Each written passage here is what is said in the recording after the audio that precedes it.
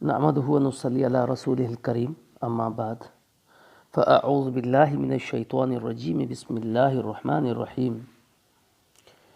سیرت صحابیات اکرام رضوان اللہ اجمعین سلسلہ جو ہمارا چل رہا ہے،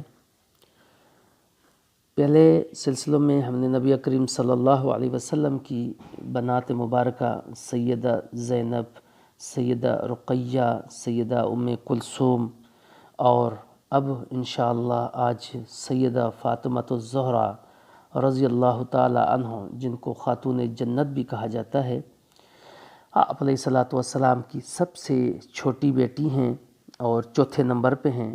آپ کی والدہ مبارکہ سیدہ خدیجۃ الکبریٰ رضی اللہ عنہا تھیں۔ مشہور القاب میں سیدۃ النساء للعالمین، سیدۃ النساء اہل الجنہ، زہرا، بطول، طاہرہ، مطہرہ، راضیہ، مرضیہ اور زاکیہ ان کے مشہور القاب ہیں۔ حضرت فاطمۃ الزہرا رضی اللہ عنہ کے زمانہ ولادت کے بارے میں مختلف روایتیں ہیں۔ ایک روایت کے مطابق ان کی ولادت بعثت نبوی صلی اللہ علیہ وسلم سے 5 سال قبل ہوئی، جبکہ نبی کریم صلی اللہ علیہ وسلم کی عمر مبارک 35 برس تھی۔ ایک اور روایت کے مطابق ان کی پیدائش بعثت نبی سے 1 سال پہلے ہوئی۔ ایک روایت کے مطابق وہ سن 1 بعثت میں پیدا ہوئی ہیں۔ بچپن سے ہی نہایت متین اور نہایت پسند تھیں، نہ کبھی کسی کھیل کود میں حصہ لیا، نہ گھر سے قدم باہر نکالا۔ ہمیشہ والدہ ماجدہ کے پاس بیٹھی رہتی، ان سے اور رسول کریم صلی اللہ علیہ وسلم سے ایسے ایسے سوالات پوچھتی جن سے ان کی ذہانت کا ثبوت ملتا۔ دنیا کے نمود و نمائش سے سخت نفرت تھی ان کو۔ ایک دفعہ حضرت خدیجۃ الکبریٰ رضی اللہ عنہا کے کسی عزیز کی شادی تھی۔ انہوں نے فاطمۃ الزہرا رضی اللہ تعالی عنہا کے لیے عمدہ کپڑے اور زیورات بنوائے۔ جب گھر سے چلنے کا وقت آیا تو سیدہ نے یہ قیمتی کپڑے اور زیور پہننے سے صاف انکار کر دیا اور سادہ حالت میں محفل شادی میں شرکت کی۔ گویا بچپن سے ہی ان کی حرکات و سکنات سے خدا دوستی اور استعانہ کا اظہار ہوتا تھا۔ حضرت خدیجۃ الکبریٰ رضی اللہ تعالی عنہ حضرت فاطمہ زہرا رضی اللہ تعالی عنہ کی تعلیم و تربیت پر خاص توجہ دیتی تھیں۔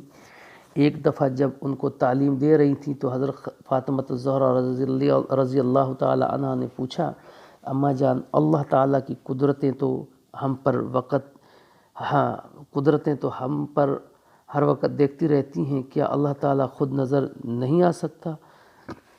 حضرت خدیجۃ الکبریٰ رضی اللہ تعالی عنہ نے فرمایا، میری بچی، اگر ہم دنیا میں اچھے کام کریں گے اور اللہ کے احکامات پر عمل کریں گے تو قیامت کے دن اللہ رب العزت کی خوشنودی کے مستحق ہوں گے، اور یہی اللہ رب العزت کا دیدار ہوگا۔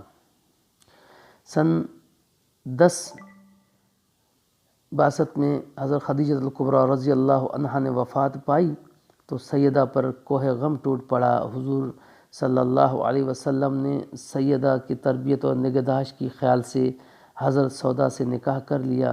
حضور علیہ الصلاۃ والسلام کی حیات مبارکہ یکسر تبلیغ حق کے لیے وقف تھی، لیکن جب بھی آپ علیہ الصلاۃ والسلام کو فرصت ملتی، آپ فاطمۃ الزہرا رضی اللہ تعالی عنہ کے پاس تشریف لاتے اور انہیں دلاسا دیتے اور نہایت قیمتی پند و نصیحت سے نوازتے۔ تبلیغ حق کے جرم میں مشرکین نے رسول اللہ صلی اللہ علیہ وسلم کو بڑی تکلیفیں پہنچائیں۔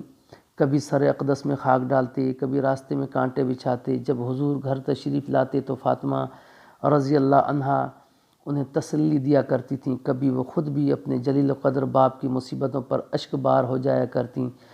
اس وقت حضور علیہ الصلاۃ والسلام ان کو تسلی دیتے اور فرماتے، میری بچی، گھبراؤ نہیں، اللہ تمہارے باپ کو تنہا نہیں چھوڑے گا۔ اللہ اکبر۔ ایک مرتبہ حضور علیہ الصلاۃ والسلام خانہ کعبہ میں نماز ادا کر رہے تھے۔ کفار کو شرارت سوجی تو انہوں نے اونٹ کی اوجڑی لا کر سجدے کی حالت میں آپ علیہ الصلاۃ والسلام کی گردن مبارک پر ڈال دی۔ اس شریر گروہ کا سرغنہ عقبہ بن ابی معیط تھا، کسی نے حضرت فاطمہ کو آ کر بتایا تو تمہارے باپ کے سر کے ساتھ شریروں نے یہ حرکت کیے، بے چین ہو گئیں، دوڑتی ہوئی کعبہ پہنچیں اور حضور علیہ الصلاۃ والسلام کی گردن سے اجڑی ہٹائی۔ کفار ارد گرد کھڑے ہنسے اور تالیاں بجاتے۔ نبی کریم صلی اللہ علیہ وسلم کی بیٹی نے ایک نگاہ خشم آلودہ ان پر ڈالی اور فرمایا، شریرو، احکم الحاکمین تمہیں ان شرارتوں کی ضرور سزا دے گا۔ اللہ تعالیٰ کی قدرت، چند سال بعد یہ جنگ بدر میں ذلت کے ساتھ مارے گئے۔ جب کفار مکہ کی شرانگیزی اور اظہار ثانی حد سے بڑھ گئی تو بارگاہ الہی سے رسول علیہ الصلاۃ والسلام کو ہجرت کا حکم ہوا۔ سن 13 بعد بعثت میں حضور علیہ الصلاۃ والسلام ایک رات حضرت علی بن ابی طالب کو اپنے بستر پر سلا کر حضرت ابو بکر صدیق رضی اللہ تعالی عنہ کی معیت میں عازم مدینہ ہوئے۔ مدینہ پہنچنے کے بعد کچھ دنوں بعد حضور علیہ الصلاۃ والسلام نے اپنے اہل و عیال کو لانے کے لیے غلام حضرت ابو رافع رضی اللہ تعالی عنہ اور حضرت زید بن حارث رضی اللہ تعالی عنہ کو مکہ بھیجا۔ ان دونوں حضرات کے ہمراہ حضرت فاطمہ، حضرت ام کلثوم، حضرت سودا بنت زعمہ اور ام ایمن اور حضرت اسامہ بن زید رضی اللہ تعالی عنہم نے مدینہ کی جانب ہجرت فرمائی۔ مدینہ پہنچ کر حضرت سودا رضی اللہ تعالی عنہ اور بنات طاہرہ رضی اللہ عنہما حضور علیہ الصلاۃ والسلام کے پاس اپنے نئے گھر میں قیام پذیر ہوئیں۔ ہجرت مدینہ کے وقت حضرت فاطمہ الزہرا سن بلوغت کو پہنچ چکی تھیں۔ حضرت ابو بکر نے حضور صلی اللہ علیہ وسلم کو حضرت فاطمہ کے لیے پیغام بھیجا، لیکن حضور خاموش رہے، یا بعض روایتوں کے مطابق فرمایا جو اللہ کا حکم ہوگا۔ پھر حضرت عمر نے حضرت فاطمہ کے لیے پیغام بھیجا، حضور نے انہیں بھی یہی جواب دیا۔ چند دن بعد حضور علیہ الصلاۃ والسلام نے حضرت فاطمہ الزہرا کی نسبت شیر خدا حضرت علی بن ابی طالب رضی اللہ تعالی عنہ سے کر دی۔ یہ نسبت کیسی قرار پائی، اس کے متعلق 3 مختلف روایات ہیں۔ انشاءاللہ اگلی قسط میں ان روایتوں کے مطابق بات کریں گے۔